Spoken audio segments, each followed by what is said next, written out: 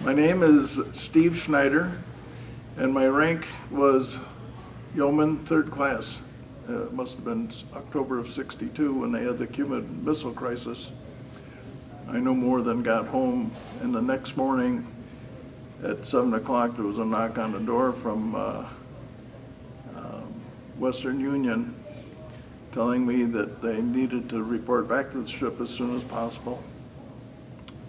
I got down to Washington, D.C. and got a flight from Washington to Jacksonville, Florida, and out to the ship. And we left with a skeleton crew, basically, for Cuba. And that was a pretty scary time because it was Kennedy had given his speech about Cuba and the missiles, and it was very a scary time because you just didn't know what was going to happen. Well, we just knew that the ultimatum had been put down by Kennedy that there would not be any missiles delivered to Cuba, and we knew that both sides were, on edge, and it was, when we were out there, you didn't know if it was going to be the nuclear equation, I guess you might say. But so it was really a dicey time. As far as we really didn't know what the mission was, but we just knew that it was a blockade and we were part of it. Well, there was, we were plane guarding the USS Enterprise, and which meant that we were about a mile out in front of her in case one of her planes happened to ditch, that we would be in the area to pick up the pilot. I really didn't see any Russian ships, but one Sunday there was a general quarters called because of they thought there was a Russian bomber that was heading towards the Enterprise.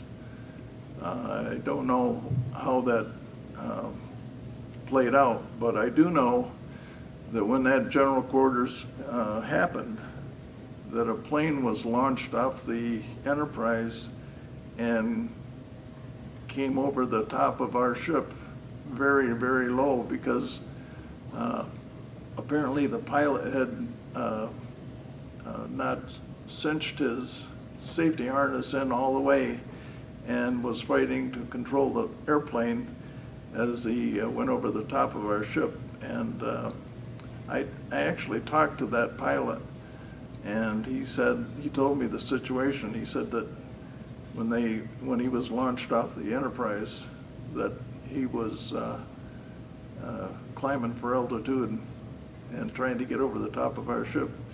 And I was going to my general quarters station, which was in Combat Information Center, and I looked up and basically saw the bottom of this Navy Crusader going over the top of our ship, which was quite a sight.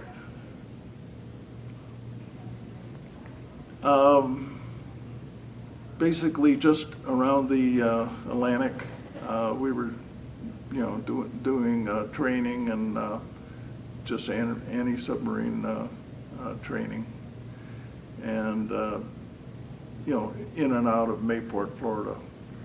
So that was kind of when I was winding down my time in the Navy. Well, when I walked off the gangplank, I was happy to leave, but in retrospect, it really was kind of hard to leave the shipmates that were there. But at the time, I was in a hurry to get off. But I would go back now.